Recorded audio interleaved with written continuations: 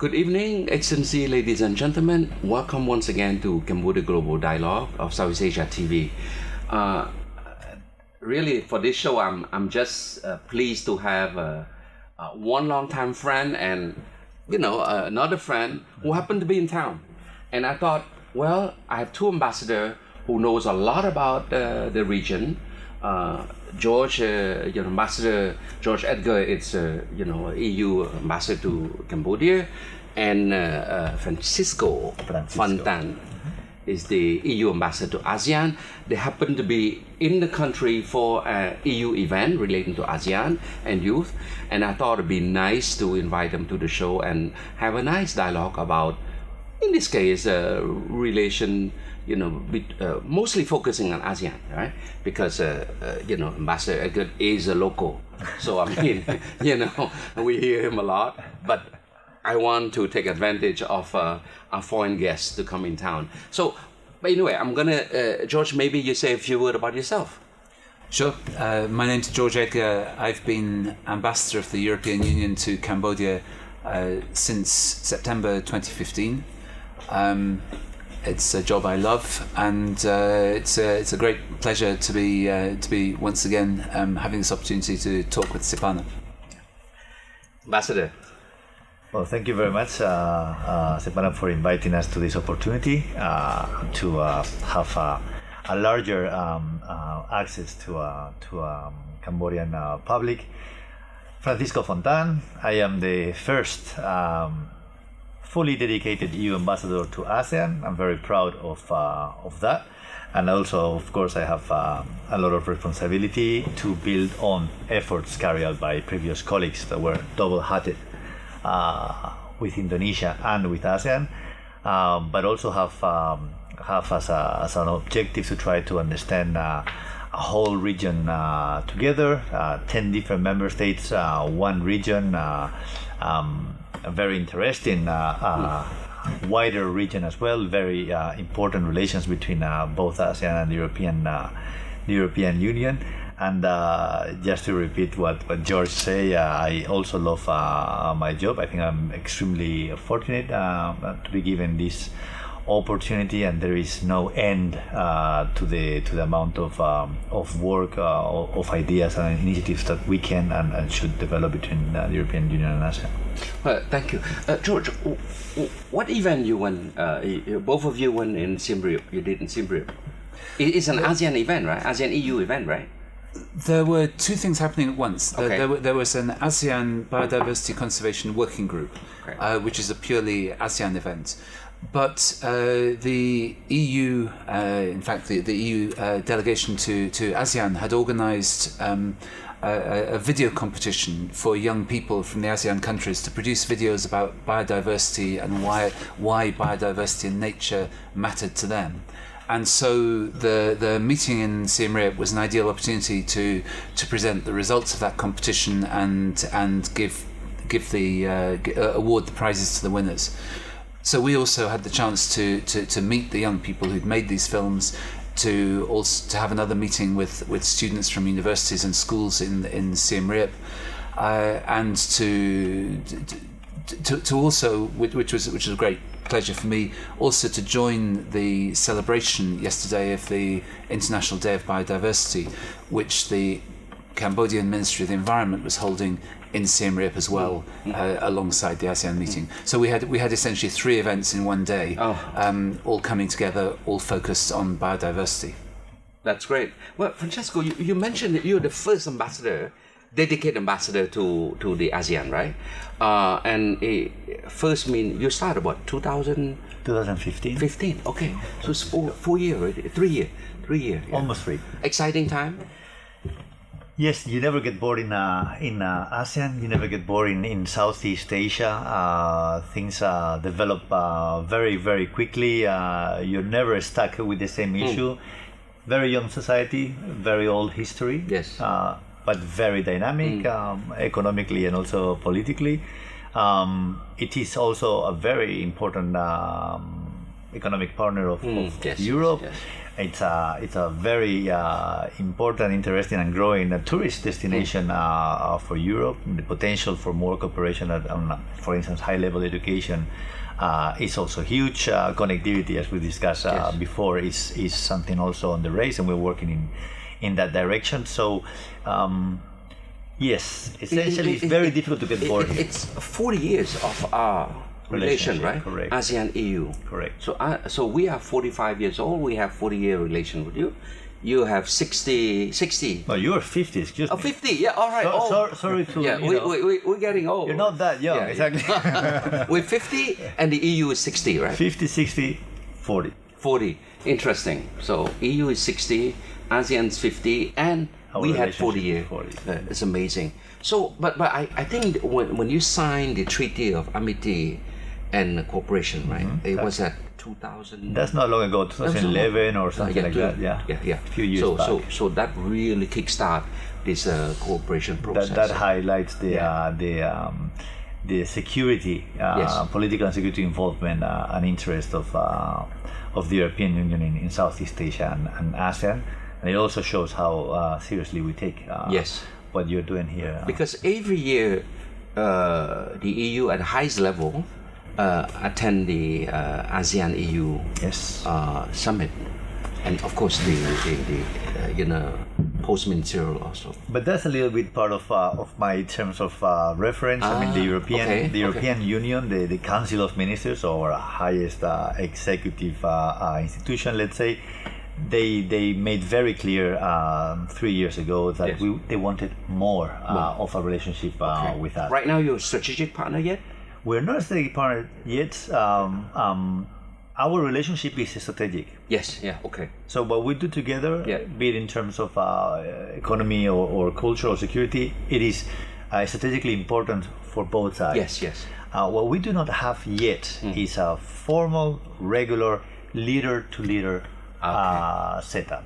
But Mr. Tusk was in Manila. Yes, but it's not formal and it's not institutional. So that was a one-off because the 40 years anniversary. You're very well briefed, by the way.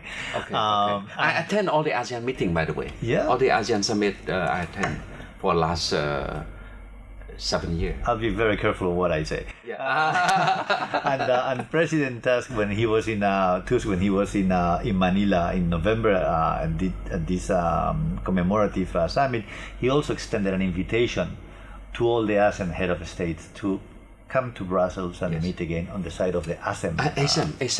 ASEM. Yes, we're working on that, and maybe a troika will meet with the EU. Yes, good to learn. Yes. So it's great. No, I was just back from Zurich for the ASEM some retreat to prepare the summit. So it's quite exciting. Connectivity is big on the agenda. Yeah. Connectivity is very big. But on both agendas. Yes, Francesco, Francisco. Yes, see.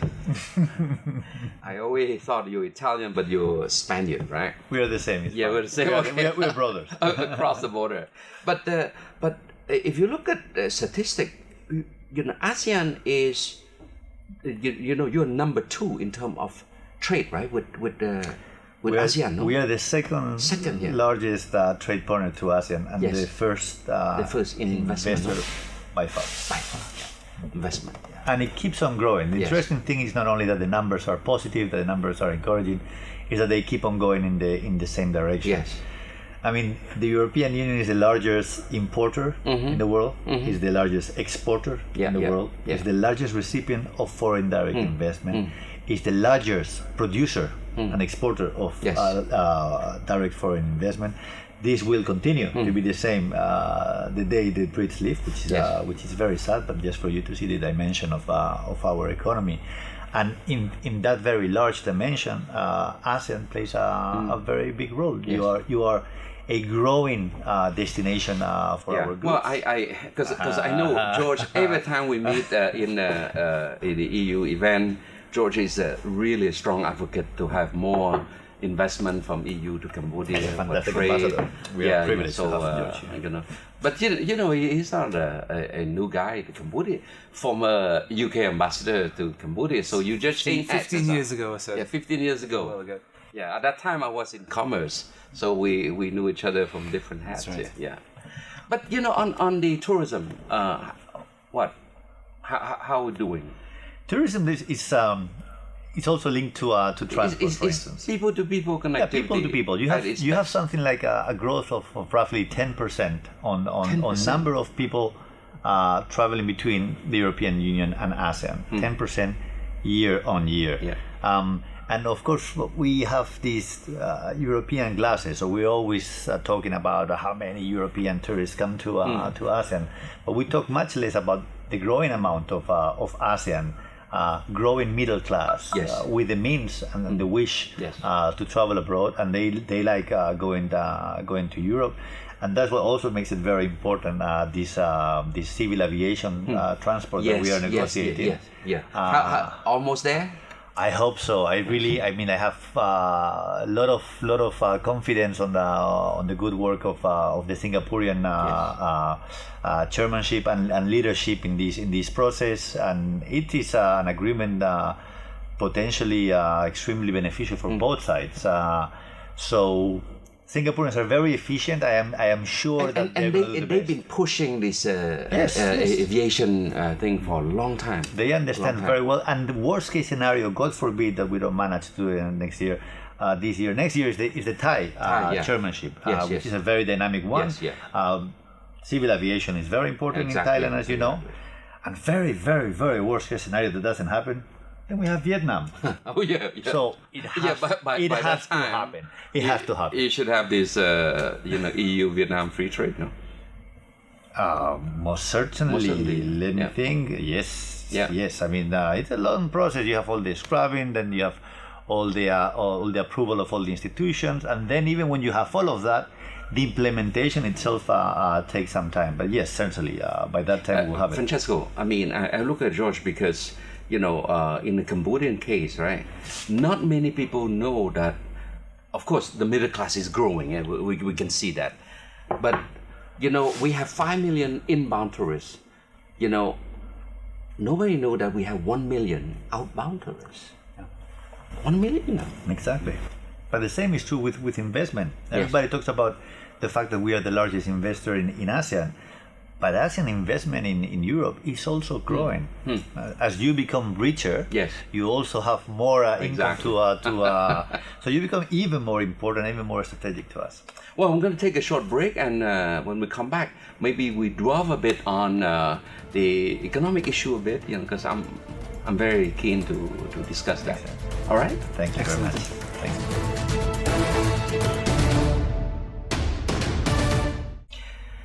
George, I mean, tourism, I mean, we have 1 million outbound, but about 10 million for ASEAN, right? Mm-hmm.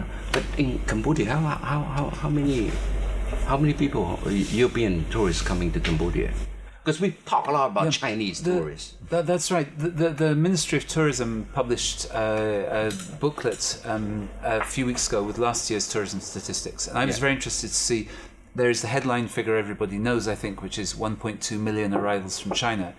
But European arrivals are still growing steadily and were something like 860,000 last year. So that's really a very significant presence. And I've seen suggestions in the press that the number of European tourists coming to Cambodia is falling.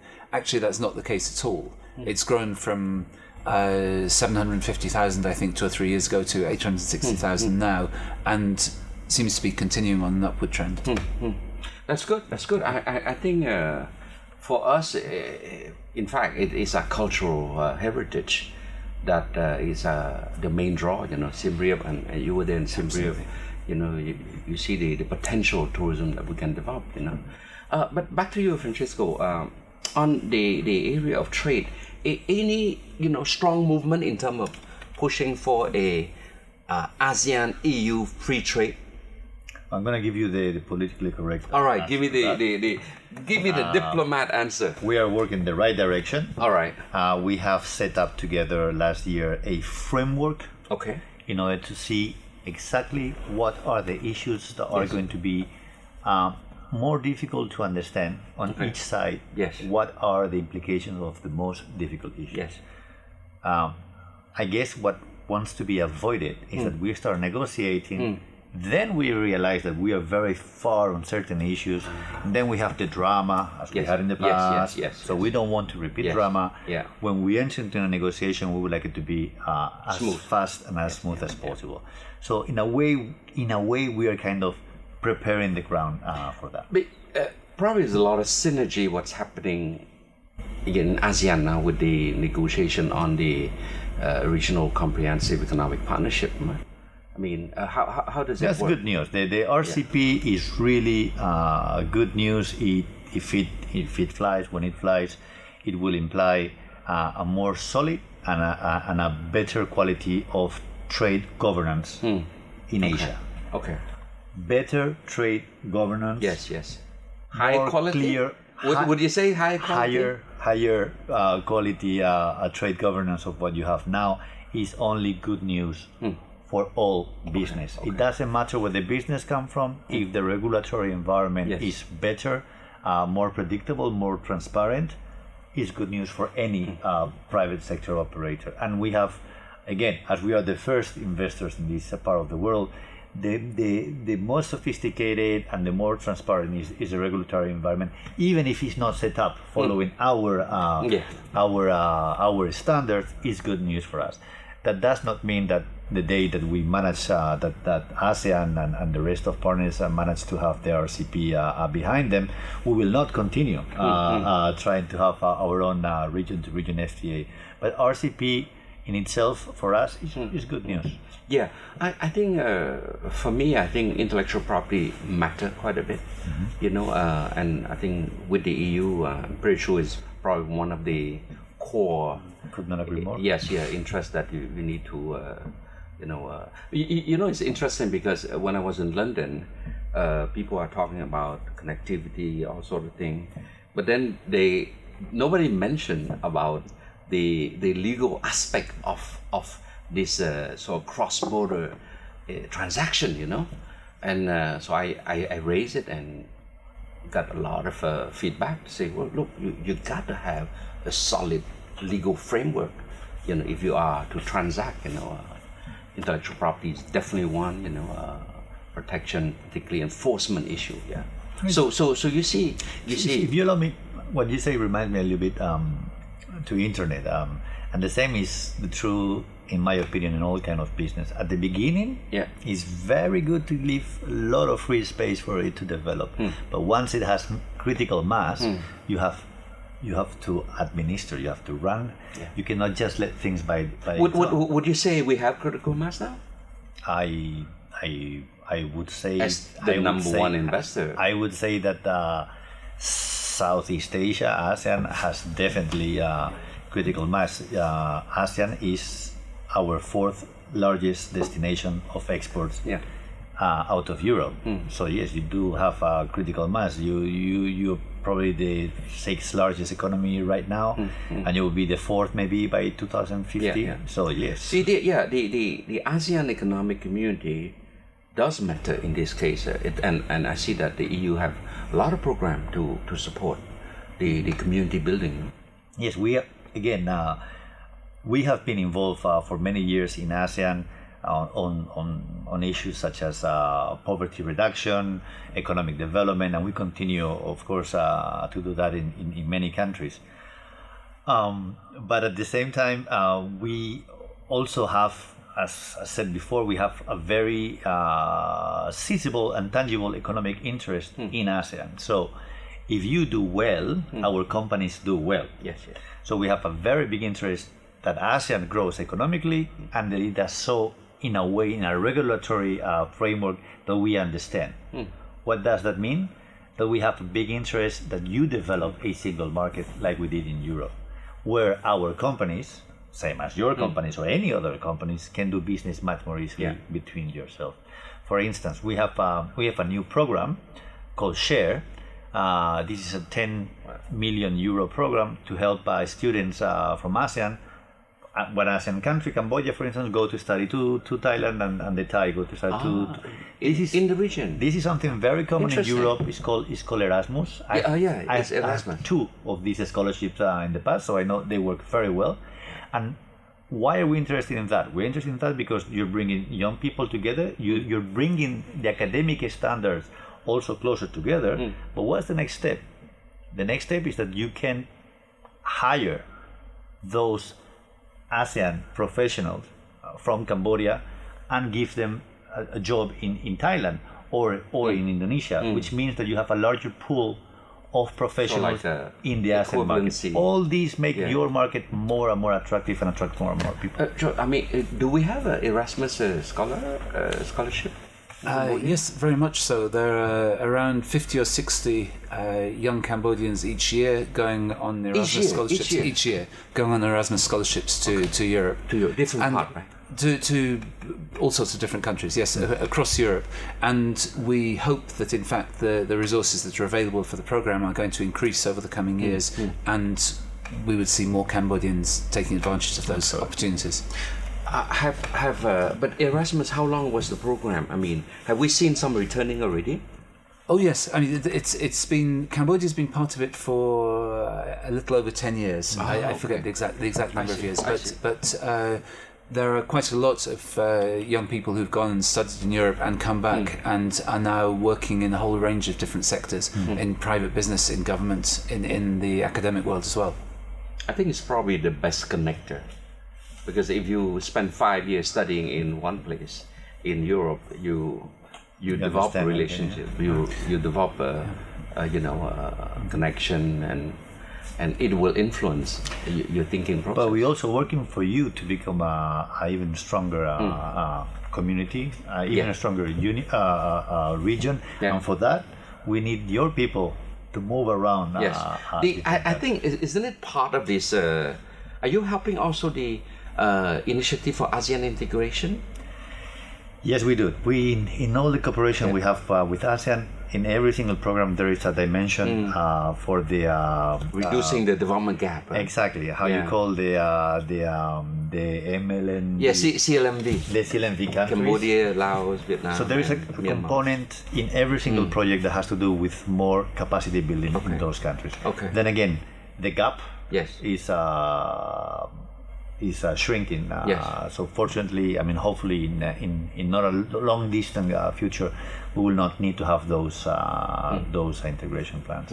But there is some work to do still. Yes.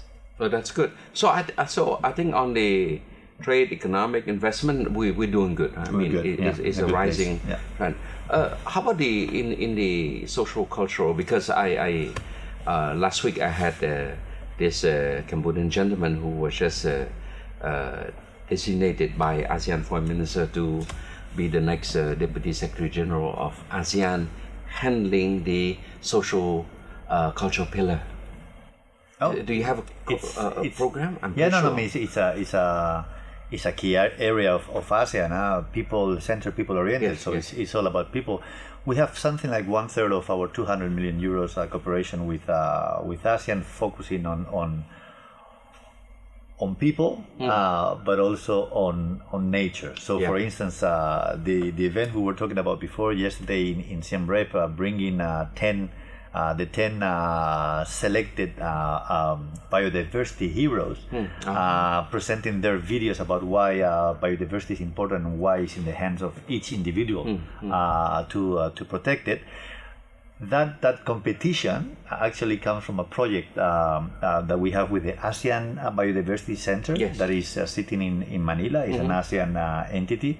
And we have another 10 million euro project with them in order to help them manage and improve the level of management of heritage national parks across ASEAN. If we look at nature, we have that project, and we have another big project, 20 million, working on peatlands, which are one of the main. Peatland is what? It's a marshland. It's the same. It's it's marshland, and it's this kind of marshlands that have all these vegetation under earth. So when it burns, it doesn't stop burning. You cannot extinguish that fire. It's like tires. It's there. So this is one of the critical factors with the haze.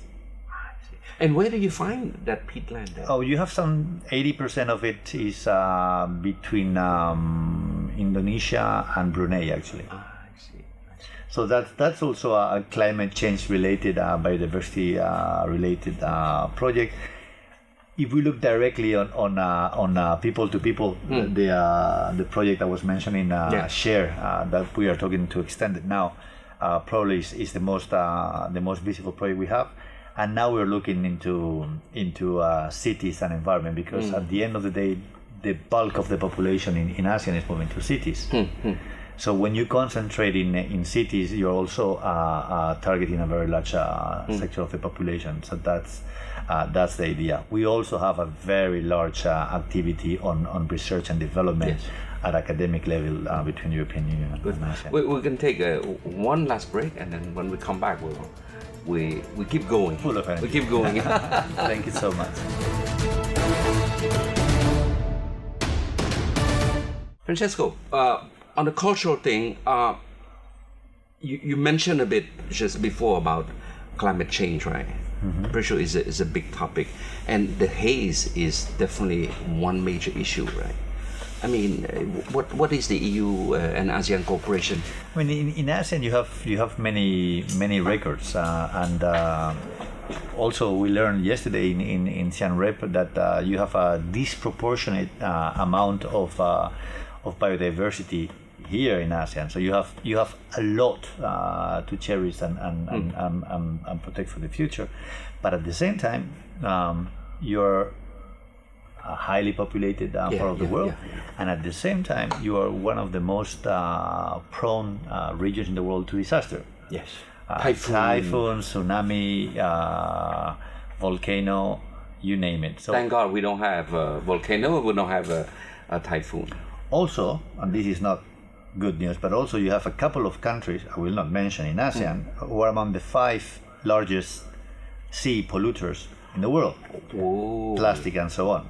So there is a lot of global issues of global scale importance that ASEAN can get involved in. So when it comes to the Paris Climate Change Agreement, when it comes to biodiversity, as we're already working together, there is no shortage of potential EU and ASEAN cooperation that should go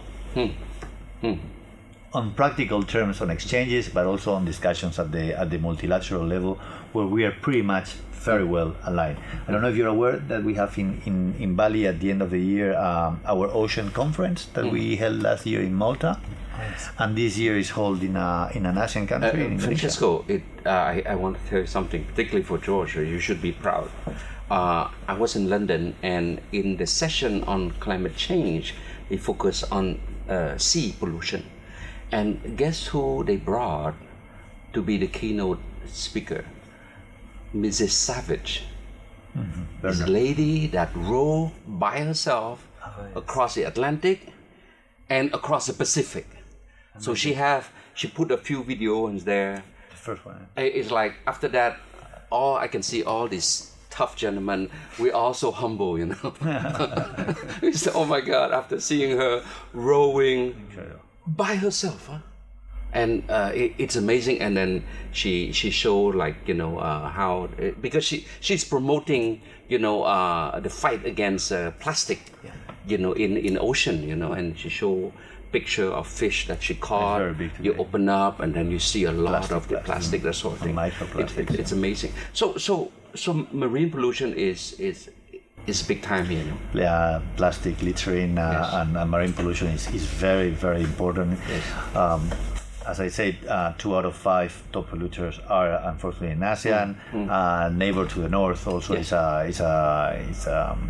big polluter. So, you know, once it goes to the sea, it goes absolutely everywhere. So it's everybody's concern. I personally feel that there is more and more sensitivity about that in ASEAN, and there is more of a will to do something about it. We are talking about the possibility of supporting a marine park across several countries.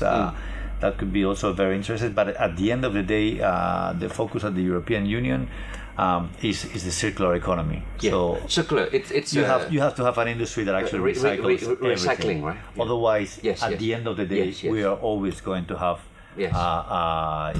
Littering and contamination going to the seas. Yes. So that requires. That's where the EU is leading in terms of technology. We're trying. Yes, we're trying. We think that is the future. We're investing a lot in that. It has to do with technology, but it has to do also on patterns of consumption. It has to do also on efficiency. And we are bringing these missions with specialists from Europe, but also with business people to ASEAN to talk more about that concept. We have one circular mission probably happening the second half of the year in ASEAN, headed by a commissioner. And I hope that this will become a recurrent thing every year. At the end of the day, when it comes to climate change, when it comes to pollution, you have to look at the industry. Yes. But climate change minus the US, EU is still very strong on its commitment, no? Minus the US government. The US government. Because you have many states that are on the right side of the equation. You're right. To be said. But the EU is really still strong and gung-ho about implementing this Paris climate change agreement. Absolutely. On our side, correct me if I'm wrong, there is no doubts about at government level, at private sector level, at civil society level, local, regional. This is a total European consensus. But George, our Minister of Environment, is quite committed to implementing this accord also, no? Yeah, absolutely. And Cambodia went to the famous Paris meeting with a very strong statement of its intention to be part of the solution to this. And we're very pleased. We work very closely with the ministry through the climate change alliance of Cambodia, which is a mixture of government, civil society, and international community. To both to help mainstream climate issues into policy making across government, and to support pilot projects to do with adaptation, particularly in agriculture, for example, to make sure that agriculture is ready to address the kind of changes and impacts that's going to come because of climate change. Francesco, I don't know whether you know or not, but 40% of Cambodian nutrient come from the Great Lake, the Lake of Tonle Sap, which is where Angkor Wat, Siem Reap is, right? So it's 40%. So imagine if there's any pollution or any problem that affect that, 40% of the Cambodian will. And that's the importance of regional groupings, and be the European Union or ASEAN. There is many issues that are of regional nature that don't stop in your borders, and that you can only solve sitting a lot of people together. As you know. When we were in Paxe 2 years ago, we were discussing about building all the dam along the Mekong River, and at that time Cambodia make a good case that look, we're downstream, so you have to be considerate, for the environmental impact, climate change, salination, something like that. It's a very serious matter economically, but also from a climate change and livelihood point of view. This is going to be an issue with us for many years. But technology can help. It can help to some extent. Better technology, better construction, better, because we have also the right downstream, the famous freshwater dolphin. I think now it's been repopulated, but at one point it's almost faced extinction.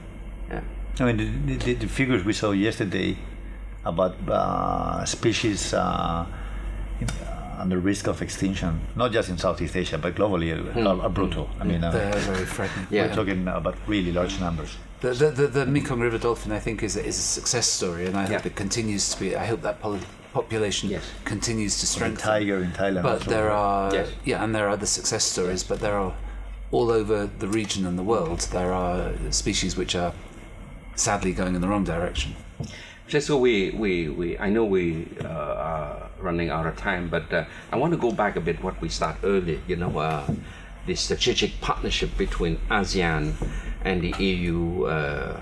How do you see, in the upcoming years, in terms of participation in the East Asia Summit, for example.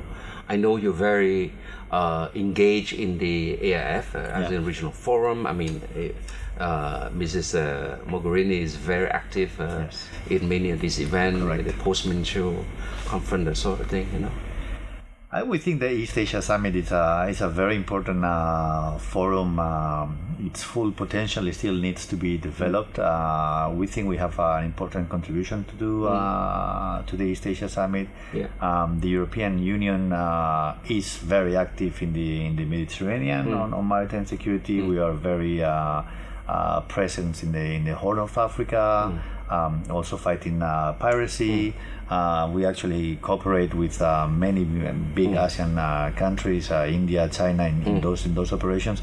So we have a strategic interest on the security of all those sea lines. So we are very interested on the East Asia Summit, but also we are very interested and supportive on multilateral diplomacy in all areas, but in security as well. And if you look at multilateral diplomacy in architecture in Asia and certainly Southeast Asia, East Asia Summit plays a very important role.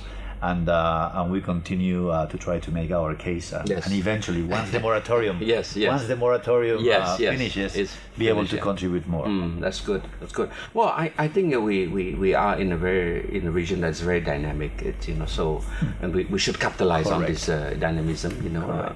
And having a good partner like the EU, we can only but go forward. Thank you very much. So anyway, I want to give you a few minutes. Any last message? George, you first. I would say, well, once again, it's been a great pleasure talking to you. We are very committed to making the best of the relationship between the EU and Cambodia, and I'm looking forward very much to the coming months. Continue to do that work. Good. Francesco? My message will be, we're doing a lot. We are very important to each other. We're doing well. But the more I have the chance to interact with young ASEAN citizens, like we did yesterday together in Siem Reap, the more I realize that the potential is much bigger. I see younger generations with more and more appetite to know the world, with more language, English skills. All that combined with social media and the falling cost of traveling, for me, it makes it very clear that our societies are going to be more and more interactive with each other, and our relations have a even bigger and brighter perspective. Well, my friend, thank you so much for appearing in the show and have a nice chat. I'm not going to bother summarizing because we have covered quite a bit of a topic, very broad, from political issue to economics to social issue, from climate change, you name it. But I think the last message of Francesco, of Ambassador Fontan, is very clear that there's a lot of opportunity that the two regional blocs could cooperate, could build on strength, and somehow together you can bring prosperity and development for both continents. So I think on this positive note, I think it's something that we as a young Cambodian and hopefully other young ASEAN should work toward that direction. So thank you very much and have a nice evening. Good night.